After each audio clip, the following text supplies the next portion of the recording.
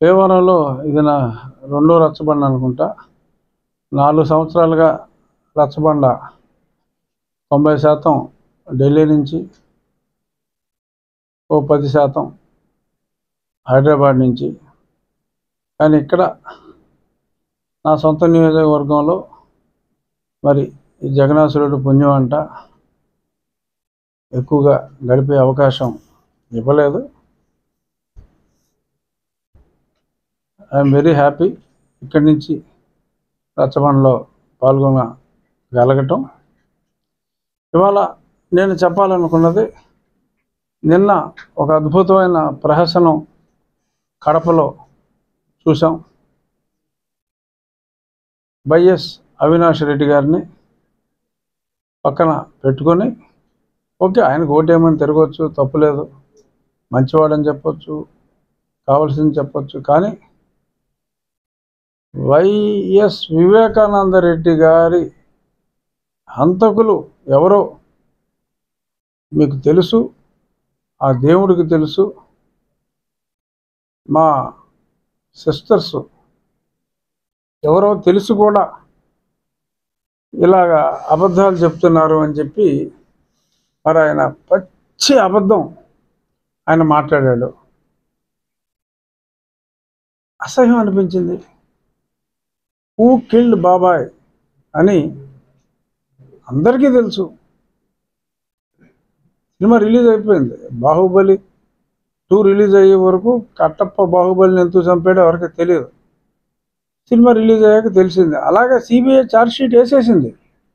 చాలా స్పష్టంగా CBI chargesheet వేసింది. ఎవడైతే వాడి చేతుల మీదుగా మెయిన్ మర్డర్ చేశాడో మరి తన తప్పు తను తెలుసుకొని అప్రూవర్గా మారి అన్నీ చెప్పాడు. ఆ చెప్పిన దాన్ని డైరెక్ట్గా సిబిఐ విశ్వసించలేదు. విశ్వసించకుండా అన్ని మోడర్న్ పరికరాలని వాడి ఆ గూగుల్ డేటా కూడా తీసుకొని దస్తగిరి చెప్పింది ఆ గూగుల్ డేటాకి టాలీ అయిందా లేదా అనేది వెరిఫై చేసి అంత పకడ్బందీగా, ఎందుకంటే జగన్మోహన్ రెడ్డి గారికి మరి చాలా ఏజెన్సీల మీద ఉన్న పట్టు అందరికీ తెలిసిందే.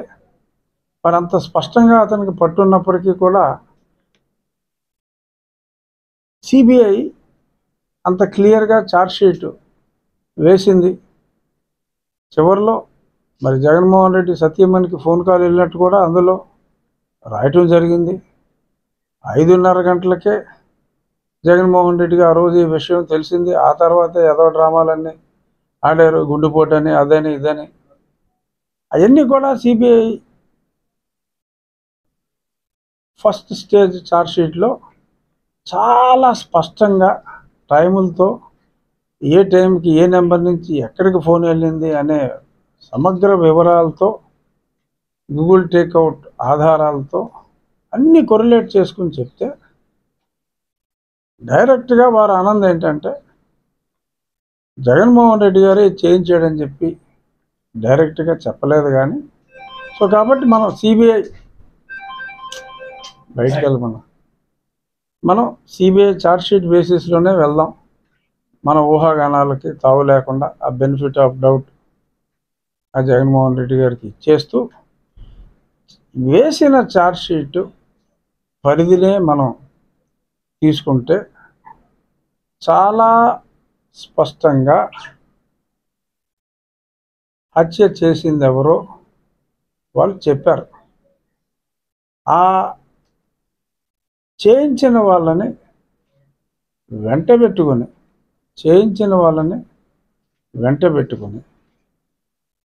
నిస్సిగ్గుగా భగవంతుణ్ణి కూడా ఇందులో ఒక పాత్రధారణ చేస్తూ నంగనాచిగా మాట్లాడుతూ ఎవరు చంపారో ఆ పైన భగవంతుడు తెలుసు, కడప ప్రజలకు తెలుసు అన్నాడు ఆయన. అదొకటి నిజం. భగవంతుడికి తెలుసు, కడప ప్రజలందరికీ కూడా తెలుసు ఎవరు చంపారో. మళ్ళీ అక్కడికి వారి సహోదరులు సోదరీమణులు ఇద్దరిని కూడా అలా మాట్లాడటం, మరి ఆ తీరుని డాక్టర్ సునీత నిన్ననే ఇమ్మీడియట్గా చాలా తీవ్రంగా ఖండించింది. పడరాని పాటలు పాపం ఆ అమ్మాయి పడతాంది. ఈ కేసుని ఎలాగైనా సరే తన తండ్రిని చంపిన వారిని నడి బజారుకి ఈడ్చాలి, ఈ నిజం తెలియాలి అని ఆ స్త్రీ పడుతున్న తపన, ఆమె చేస్తున్న సాహసం యావత్ తెలుగు ఆమె ధైర్యాన్ని మెచ్చుకుంటున్నారు. ఎందుకంటే నేను గతంలో ఇతను బెయిల్ రద్దు చేయాలంటే నన్ను చంపినంత పని చేశాడు. ఆల్మోస్ట్ చావంచుల దాకా వెళ్ళి నేను బయటపడ్డా. అలాగా అందరినీ ఇంతలా భయపెట్టి వాళ్ళని కూడా భయపెట్టి ఇవన్నీ చేశాడు. తను ఒక చక్కటి ప్రశ్న వేసింది, ఎందుకు నీ చిన్నాన్నని చంపినప్పుడు సిబిఐ ఎంక్వైరీ అడిగి ఆ తరువాత నువ్వు ముఖ్యమంత్రి అయిన వెంటనే ఆ కేసు విత్డ్రా చేసుకున్నావు? నిన్ను నిందితుడు అని వాళ్ళు చెప్పేస్తారు అని భయపడి సిబిఐకి ఈ కేసు ఇవ్వద్దు అని చెప్పి నువ్వు అన్నావా అని చెప్పి, ఇటువంటి పార్టీకి ఓటు వేయొద్దు ఎట్టి పరిస్థితుల్లోనూ అని చెప్పి మరి చాలా స్పష్టంగా కూడా తను చెప్పింది. 2019లో నీ బాబాయిని అంటే నా తండ్రిని చంపి ఆ ఎన్నికల్లో ఆ శవాన్ని అడ్డం పెట్టుకుని నువ్వు నెగ్గావు. మళ్ళీ ఆ కేసు అపరిష్కృతంగా ఉంచి మళ్ళీ అదే బాబాయిని ఆఖరికి తిను భర్త హత్య చేశారు అన్నట్టుగా అర్థం తీసుకొస్తూ మరి ఇన్ని మాటలు నువ్వు మాట్లాడి మళ్ళీ అదే శవం మీద రాజకీయ లబ్ధి పొందాలని చెప్పి నువ్వు చూస్తున్నావు, సిగ్గులేదా అని చెప్పి ఆ అమ్మాయి ప్రశ్నించిన తీరు అత్యంత ముదావహం. మగువలు తనను చూసి గర్వపడాలి, సునీతను చూసి గర్వపడాలి. ఇటువంటి బ్రహ్మ రాక్షసుని రాజకీయంగా నేను అతను చేస్తున్న తప్పుల్ని ముందు నుంచి కూడా ఎదిరిస్తున్నా, ప్రజలకు నిజాలు చెప్తున్నా. అలాగే తన తండ్రి హత్య విషయంలో మరి అంత దారుణంగా వ్యవహరించి షాక్ చెందుతాను. నాకు చాలా చక్కటి పరిచయం, నాకు బాగా తెలుసు సునీత. ఆమె భర్త రాజశేఖర్ నేను మంచి స్నేహితులు. మరి షాక్ తిని కొన్ని నిజాలు తెలుసుకున్న తర్వాత ఇది ప్రజలందరికీ నిజం తెలియాలి అని చెప్పి సిబిఐని హైకోర్టుకి వెళ్ళి సిబిఐకి ఆ కేసు వచ్చేలాగా చేసి ఇవన్నీ చేశారు. హూ కిల్డ్ బాబాయ్ గురించి మాట్లాడాం ఇదాకా. హూ సేవ్డ్ అబ్బాయి? అబ్బాయి అంటే ఇక్కడ అవినాష్ రెడ్డి అరెస్ట్ కాల, వారి తండ్రి గారు అరెస్ట్ అయ్యారు, శివశంకర్ రెడ్డి గారు అరెస్ట్ అయ్యారు, ఇంకా చాలామంది అరెస్ట్ అయ్యారు. కానీ అదే ఛార్జ్షీట్లో ఏ అభియోగాలు అయితే మరి వీరి మీద ఉన్నాయో అదే అభియోగాలు అవినాష్ రెడ్డి గారి మీద ఉన్నాయి. కానీ అవినాష్ రెడ్డి గారు అరెస్ట్ కాల. Same charges. ఎందుకు అంటే సిబిఐ వాళ్ళు అరెస్ట్ చేయడానికి వచ్చారు, లోకల్ పోలీస్ సహాయ నిరాకరణ చేశారు. అంటే అంత పోలీస్ సహాయ నిరాకరణ హూ సేవ్డ్ అబ్బాయి అంటే మరి అబ్బాయి బ్రదర్ ఇంకో అబ్బాయే. ఎందుకంటే లోకల్ పోలీస్ ఢిల్లీ కంట్రోల్లో ఉండదు కదా. సో చాలామంది ఢిల్లీని కూడా ఆడిపోసుకుంటారు, తప్పది. లోకల్ పోలీస్ జగన్మోహన్ రెడ్డి కంట్రోల్లో ఉన్న లోకల్ పోలీస్, అప్పుడు ఎస్పీ ఫకీరప్ప గారు ఎవరో, ఇఫ్ ఐఎమ్ నాట్ రాంగ్ అదే అనుకుంటున్నా. మరి వాళ్ళు అమ్మమ్మమ్మ లా అండ్ ఆర్డర్ ప్రాబ్లం వస్తుందని చెప్పి జరుగుతున్నదంతా డ్రామా స్పష్టంగా తెలుస్తుంది. ఒంట్లో బాగోపోతే ప్రాణాపాయ పరిస్థితుల్లో ఉంటే ఎవరైనా తలపోటు వస్తేనే హైదరాబాద్ అపోలోకి వెళ్తున్నారే, కర్నూలు హాస్పిటల్లో పెడతారా? ఏదో స్టంట్ వేశారన్నారు, వేశారో లేదో తెలియదు. అక్కడ 4 రోజుల నుంచి మరి సిబిఐ వాళ్ళు అరెస్ట్ చేయాలని చెప్పి అభ్యర్థనలు ఇచ్చి, మరి వాళ్ళు హాస్పిటల్లో వైద్యం ఎన్నాళ్ళు కొనసాగిందంటే ఆయనకి హైకోర్టులో బెయిల్ వచ్చేదాకా, నో కోర్స్ స్టెప్స్ అని ఒక ఆర్డర్ వచ్చేదాకా ఈ హాస్పిటల్ డ్రామా జరుగుతూ ఉంది. ఎప్పుడైతే అక్కడ బెయిల్ వచ్చిందో ఈవిడికి ఆరోగ్యం, అవినాష్ రెడ్డి గారి తల్లి గారికి ఆరోగ్యం కుదుటపడింది, చక్కగా నడిచి వెళ్ళిపోయారు. సో ఇదంతా మన కళ్ళెదురుగుండా చూసాం. ఈ డ్రామా వెనుక ఉన్నది అబ్బాయి కజిన్ బ్రదర్ అయిన ముఖ్యమంత్రి. సో కిల్ చేసింది మరి ఈయన కనుసన్నల్లో జరిగిందా, ఈయనకి తెలియకుండా జరిగితే సేవ్ చేస్తాడంటే, మరి చంపిన వెంటనే ఈయనకి చెప్పిన మాట వాస్తవం. సో కాబట్టి సంబంధం లేకుండా ఉండదు. మరి దేవుణ్ణి కూడా ఇందులోకి తీసుకొచ్చి దేవుడికి తెలుసు అని ఒక నిజం చెప్పినప్పటికీ కూడా, బట్ ఆయన చెప్పింది మేమిద్దరం అమాయకులం అని ఇంకా ప్రజల్లో తిరిగి ఆయన చెప్పగలుగుతున్నాడంటే గ్రేట్. ఒక అబద్ధాన్ని నిజంగా అది నిజమని తను నమ్మి మరి ప్రజలందరినీ కూడా నమ్మించే ప్రయత్నం చేస్తున్న ఈ వ్యక్తి ఎన్ని అబద్ధాలు చెప్పుంటాడో ఆలోచించండి. నిన్నేమన్నాడు, 3 రాజధానులు చేశాను నేను, ఇక్కడ కర్నూలు రాజధాని చేశాను, న్యాయ రాజధాని, ఇన్ని చేసిన నన్ను, ఇంత డెవలప్మెంట్ చేసిన నన్ను చూసి ఓట్లు వేయాలని నిస్సిగ్గుగా నిన్న జగన్మోహన్ రెడ్డి అడిగాడు. బుద్ధున్నవాడు ఎవడైనా ఆ మాట అనగలరా? మనకి బుద్ధి లేదనుకుంటున్నాడు అతను. ఎందుకంటే సుప్రీంకోర్టులో కూడా నేను ఇచ్చిన జీవోని విత్డ్రా చేసుకున్నాను, సో కాబట్టి ఈ హైకోర్టు ఇచ్చిన ఆర్డర్ని మీరు కొట్టేయండి అని చెప్పి అడిగినప్పటికీ కూడా కొట్టేలా, హైకోర్టు కొట్టేలేదు, దాని మీద అప్పీల్కి వెళ్ళిన సుప్రీంకోర్టులోనూ కొట్టేలేదు. అసలు న్యాయ రాజధాని ఏంటంటే అంత ఒకటిదే నాన్సెన్స్. అసలు మీ పర్మిషన్ లేకుండా నేను న్యాయ రాజధాని అని ఎలా అంటాను అని చెప్పి మరి సుప్రీంకోర్టులో అఫిడవిట్ ఇచ్చారు. ముకుల్ రోహతగి గారు చెప్పాడు కోర్టులో. మరి ఇన్ని మాటలు అక్కడ చెప్పి ఆ ఉన్న అమరావతినే సర్వనాశనం చేసి ఈ దుర్మార్గుడు అనుచరులు అక్కడ రోడ్లు కూడా తవ్వుకుని పట్టుకుపోయి మట్టిగా రాళ్ళుగా సెగ్రిగేట్ చేసి పట్టుకుపోయిన ఈ పనికిమాలిన వెధవలు, ఉన్న రాజధానిని పాడు చేసిన వాళ్ళు నేను 3 రాజధానులు కట్టానని చెప్పి అక్కడ పచ్చి అబద్ధాలు ఆడుతున్నారు.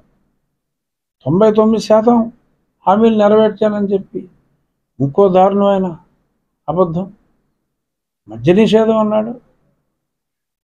అంటే 99 100లో 100 మార్కులు తీసుకుంటే అంటే అతను చెప్పిన 9లో మద్య నిషేధం అనేది ఎత్తేసి మద్యాన్ని ప్రమోట్ చేసి మాదక ద్రవ్యాలు కూడా, మరి మొన్న కంటైనర్ దొరికింది మాదక ద్రవ్యాలు, అది ఎవరి మీద తోసేయాలని చూశాడు. అంతిమంగా అది వాళ్ళదే. ఇంతకుముందు ఒక కంటైనర్ దొరికింది యాసిడ్ ట్రేడింగ్ అని, ఆ కేసు ఏమైందో పైసా అజాపజా లేదు. ఇలాగా గంజాయిని పండిస్తూ మాదక ద్రవ్యాల్ని విచ్చలవిడిగా ఆంధ్రప్రదేశ్ రాజధానిగా భారతదేశం అంతా కూడా సప్లై చేస్తూ యువతని స్కూల్లో చదువుకుంటున్న బాలుళ్ళకు కూడా ఐస్ క్రీమ్ లాట్లో కలిపి అమ్ముతూ ఉంటారు, ఆ చాక్లెట్లు అమ్ముతారు, అయ్యే తింటారు వాళ్ళు. సో ఈ రకంగా యువతని ఆ చెత్త లిక్కర్ ద్వారా ప్రజల్ని, మగవాళ్ళకి మాంగళ్యాన్ని దూరం చేసి ఇంత హెరాస్మెంట్ చేసి 99% హామీలు నెరవేర్చానని చెప్పి మరి అతను అంత ధైర్యంగా చెప్తున్నాడు. ప్రజలు అర్థం చేసుకోవాలి. కానీ నిన్న మొన్న అతని సభలు చూసాం, అట్టర్ ఫ్లాపు, సగం మంది కూడా లేరు. నిన్న 1,50,000 మంది అనుకుంటే 30,000 మంది వచ్చారు. వాళ్ళు కూడా పూర్తిగా లేరు, వెళ్ళిపోయారు. ఎందుకంటే డ్వాక్రా వాళ్ళని వీళ్ళని బలవంతంగా తీసుకొస్తూ ఇప్పుడు రారాళ్ళు కుదరట్లా, డబ్బులు ఇచ్చినా రావట్లా. ఆ పక్కనే మరి చంద్రబాబు నాయుడు గారు అదే రాయలసీమలో మరి ఆయన తిరుగుతున్నారు, ఆయనకి విపరీతంగా జనం వస్తున్నారు. అంటే ప్రజలు విశ్వసించట్లేదు, కానీ పచ్చి అబద్ధాలు చెప్పే ఆ ప్రయత్నాన్ని ప్రజలందరూ కూడా అప్రమత్తతగా అబ్జర్వ్ చేయాలి. రాష్ట్రం మారాలి, అభివృద్ధి దిశగా ముందుకెళ్ళాలి అని కేవలం అభివృద్ధి ధ్యేయంతో కేంద్రంలో ఉన్న భారతీయ జనతా పార్టీ అస్తవ్యస్తం అయిపోయిన ఈ రాష్ట్రానికి ఆ సపోర్ట్ అవసరం అనే ఒక లక్ష్యంతో మరి వారిని కూడా కలుపుకొని, సరే ఈయన ఆయన్ని అడిగాడా, ఆయన ఈయన్ని అడిగాడా అనేది అప్రస్తుతం, కానీ మ్యూచువల్గా మాట్లాడుకుంటేనే చెయ్యి కలిస్తేనే తప్పట్లు. సో కలిశారు. రాష్ట్రం బాగు కోసం రాజకీయంగా ఇబ్బందులు ఉన్నప్పటికీ కూడా ఆయన ముందుకెళ్ళారు.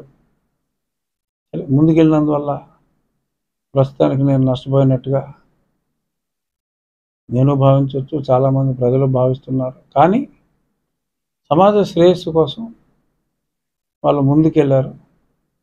కళ్యాణ్ గారు, ముగ్గురు కలిసి ఆ కూటమిని డెఫినెట్గా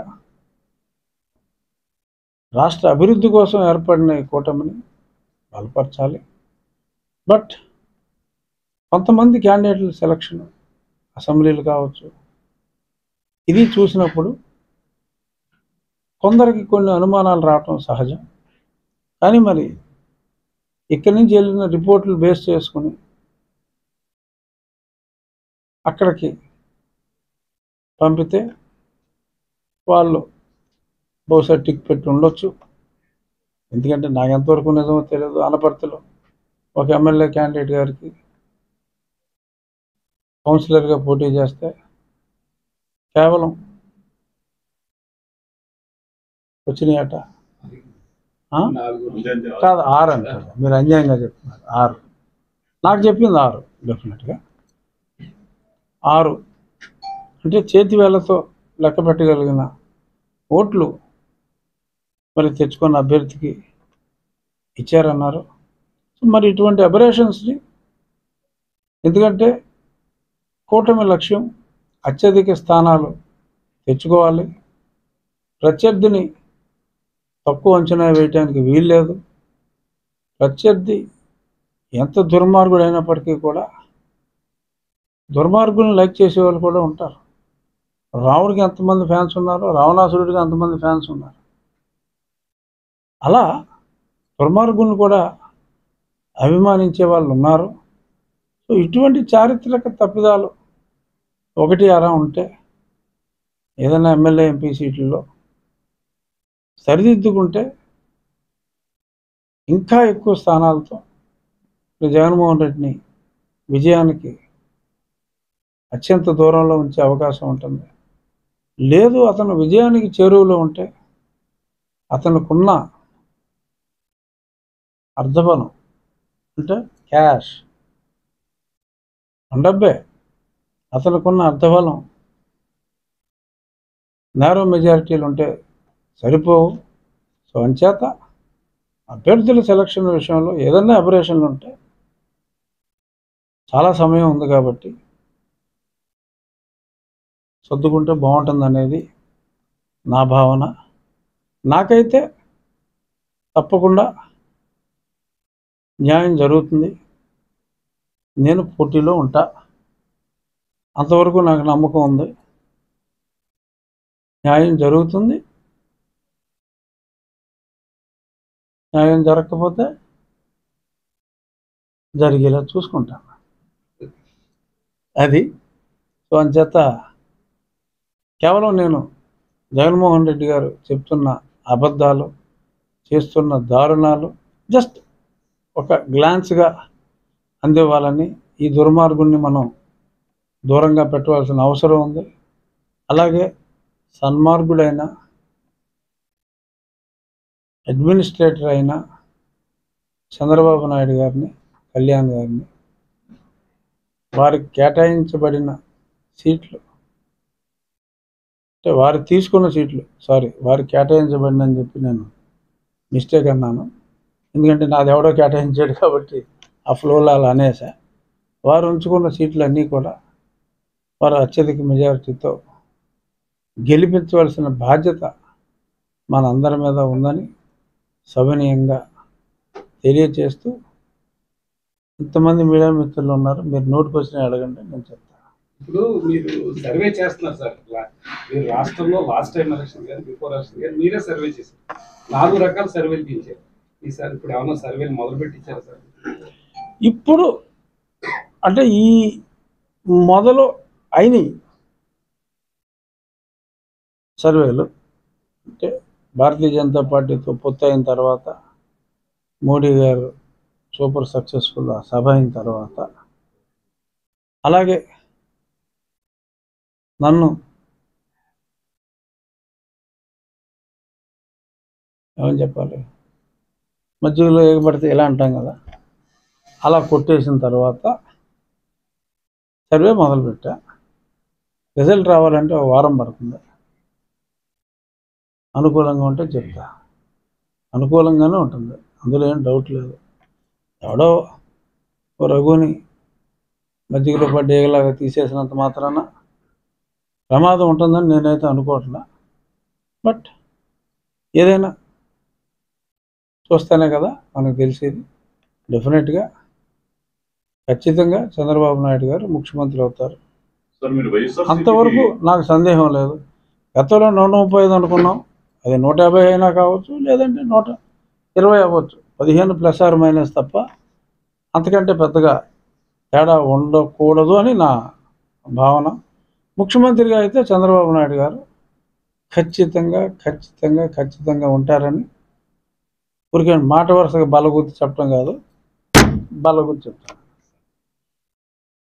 మీరు వైఎస్ఆర్సీపీకి రాజీనామా చేసిన తర్వాత మీరు ఏ కండువాన్ని వెంటనే వేసుకోకపోవడం వల్ల మీకు అన్యాయం జరిగిందని మీ అభిమానులు, ఈ ఓటర్లు, ప్రజలు అందరూ అభిప్రాయపడుతున్నారు.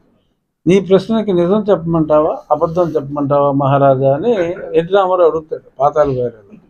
అలా అడుగుతున్నా. నిజమే చెప్పబోయ్ అంటాడు ఆయన, సిఎస్ఆర్ గారు.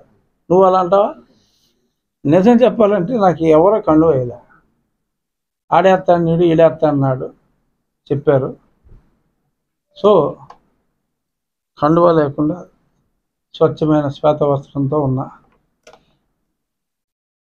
ఎవరేస్తే వాళ్ళతో ఎంచుకుంటాను రెడీగా ఉన్నా.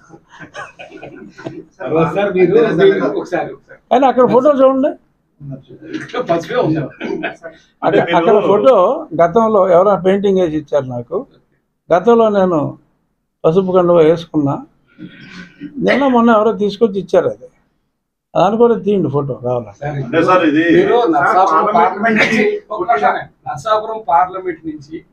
అంటే నా మనసులో పసుపు ఉందని అర్థం చేసుకోవాలి. నర్సాపురం పార్లమెంట్ నుంచి మీరు పార్లమెంట్ అభ్యర్థిగా కానీ ఏదో 7 నియోజకవర్గాల్లో ఒక నుంచి శాసనసభ్యుడిగా కానీ పోటీ చేస్తారని 2 వర్గాల్లో, మీ వర్గంలో బయట వర్గంలో ఉంది సార్. దాని మీద కొంచెం క్లారిటీ ఇవ్వండి. క్లారిటీ ఇవ్వాలంటే నేనైతే ఎంపీగానే పోటీ చేస్తానని అనుకుంటున్నా. ఆ రెండో మాట ఇప్పుడు దాకా నాకైతే తెలియదు. మీరన్న ఎమ్మెల్యే మాట, ఎమ్మెల్యే ఈ నియోజకవర్గం నుంచా, రాష్ట్రంలో ఇంకెక్కడి నుంచి అన్నానా, ఒకటి మటుకు నేను ఖచ్చితంగా చెప్పగలను. ఇవాళ రిజర్వ్డ్ స్థానాల్లో నాకు పోటీ చేసే అర్హత లేదు. రిజర్వ్డ్ స్థానాలు తప్ప, except with all respects to that దుర్మార్గుడు, మేబీ ఎక్సెప్ట్ పులివెందులు తప్ప ఇంకెక్కడ పోటీ చేసినా నేను గట్టి పోటీ ఇవ్వగలను, ఖచ్చితంగా నెగ్గగలను అన్న నమ్మకం నాకుంది. సో ఎందుకంటే నేను ఎక్కడికి వెళ్ళినా సరే నేనండి, నా పేరు రఘురామకృష్ణరాజు అండి అని చెప్పుకోవాల్సిన అవసరం లేదు. ఎక్కడికి వెళ్ళినా జనం నన్ను ఏమండి రాజుగారు రండి అని చెప్పి పలకరించే పరిస్థితి అయితే ఉంది. సో సో కాబట్టి ఎంపీగానే పోటీ చేస్తానని ఇంకా అనుకుంటున్నా. మరి నాని ఎన్నిసార్లు అడిగినా నానికి ఏదో తెలిసిపోయింది. కానీ నేనైతే ఎమ్మెల్యేకి పోటీ చేసే అవసరం రాదని అనుకుంటున్నా. ఒకవేళ అవసరం వస్తే అది ఆంధ్రప్రదేశ్లో ఎక్కడైనా కావచ్చు, వస్తే రాదనేది నా నమ్మకం. సార్ రాష్ట్ర ప్రభుత్వం మీద ఎందుకంటే నన్ను నేను ఎంపీ కాకుండా ఊహించుకోలేకపోతాను. రాష్ట్ర ప్రభుత్వం మీద మీరు ప్రతిపక్ష నాయకుడిగా అలా పార్లమెంట్లో కానీ పార్లమెంట్ బయట కానీ జ్యుడిషియల్లో కానీ పోరాటం చేశారు. మీరు అలాంటి పోరాటం చేసిన ఒక ముఖ్య వ్యక్తిని కూటమిలోని పార్టీలు మిమ్మల్ని పరిగణలోకి తీసుకోవడానికి మిమ్మల్ని వినియోగించుకుని వాడుకుని వదిలేసి అని మీరు భావిస్తారు. అంటే ఇప్పుడు ఈ స్థానం భారతీయ జనతా పార్టీ కేటాయించారు. భారతీయ జనతా పార్టీ 10 అసెంబ్లీల్లో కనీసం ఒక 8 అసెంబ్లీల్లో ఏం నిర్ణయం తీసుకున్నారో, ఈ 6 పార్లమెంట్లలో 5 పార్లమెంట్లలో ఒక రకమైన నిర్ణయం తీసుకున్నారు. ఏమిటంటే కొత్తగా వచ్చిన వారికి, ఫ్రెష్గా వచ్చిన వాళ్ళకి సీట్లు ఇచ్చిన తర్వాత ఫ్రెష్గా వచ్చిన వాళ్ళకి సీట్లు ఇచ్చారు. కానీ ఇక్కడ మటుకు మరి శ్రీనివాస్ వర్మ గారికి, ఆ మిత్రుడే వర్మ, అత్యంత సన్నిహితుడు శ్రీనివాస్ వర్మ గారికి సీట్ ఇచ్చారు. కారణం 30 సంవత్సరాలుగా సేవ చేస్తున్నాడు, మనం ఎప్పుడు సీట్ ఇవ్వలేదని అన్నారు. అంటే వారికి కూడా పూర్తి ఇన్ఫర్మేషన్ లేదు. 2009లో శ్రీనివాస్ వర్మ గారు పోటీ చేశారు. కేంద్ర పెద్దలకు తెలియకపోయినా మీకు తెలుసు కదా, 2009లో ఆయన పోటీ చేశారు, అవకాశం ఇచ్చారు. నిన్న ఆయన కమలం గుర్తుపై పడిపోయి 5 నిమిషాలు లెగలేదు. కానీ 2009లో ఇచ్చారు ఒకసారి సీటు. సరే, అప్పుడు పొత్తులు లేవు కాబట్టి ఆయన విజయం సాధించలేకపోయారు, నేనే అంటున్నా. కానీ 30 సంవత్సరాలుగా పనిచేస్తున్న వ్యక్తికి సీటు ఇవ్వలేకపోయాం, ఇప్పుడు ఇచ్చాం అని ఈ స్థానంలోనే చెప్పారు. నేను కూడా దానికి చాలా సంతోషిస్తున్నా. ఎందుకంటే వాళ్ళు what ever said and done, ముందు నుంచి పార్టీలో ఉన్న వ్యక్తికి గౌరవం ఇవ్వటం అత్యంత ముదావహం.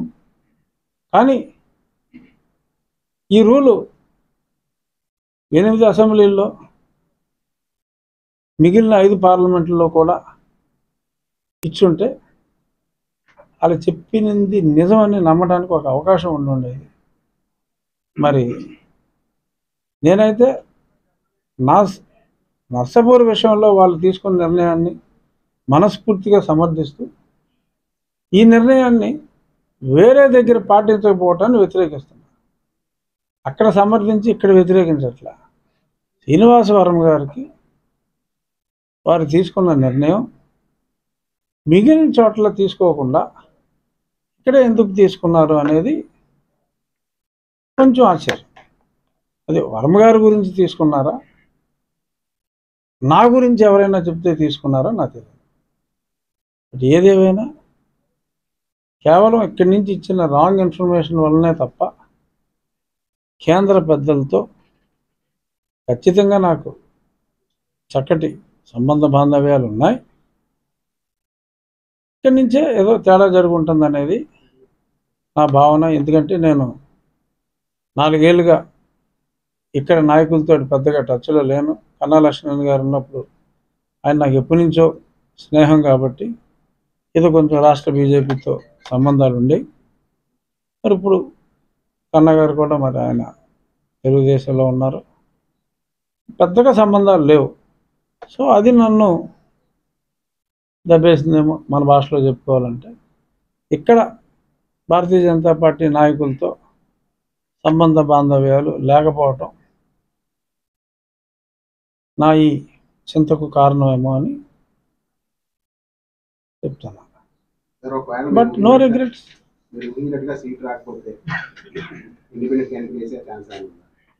నాకైతే సిన్సియర్గా ఆ ఉద్దేశం లేదు. ఇంకా సీట్ ఇస్తారని అనుకుంటున్నా. ఇవ్వకపోతే కూడా చూద్దాం. ఎందుకంటే నా జాతకంలో నేను ఖచ్చితంగా ఎమ్మెల్యే ఎంపీ అవుతా. ఆ జాతకంలో రాసి ఉంది, మరి నేనేం చేయను. అంచేత పార్టీలు ఇస్తాయా సీటు, ప్రజలు ఇస్తారా సీటు అనేది నాకు తెలియదు, కానీ ఏదో ఒకటి ఖచ్చితంగా అవుతా, డౌట్ లేదు.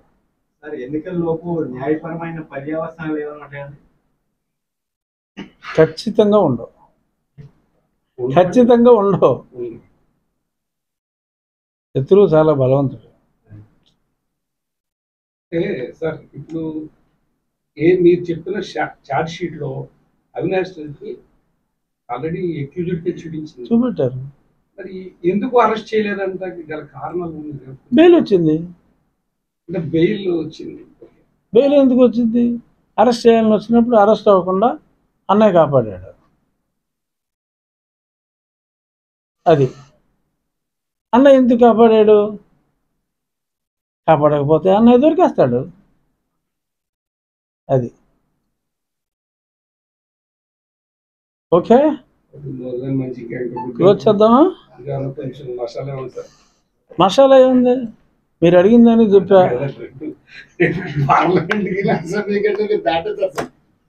దాటైపోతే ఏం చెప్తాం? అప్పుడు ఇంకా కెమెరాలే.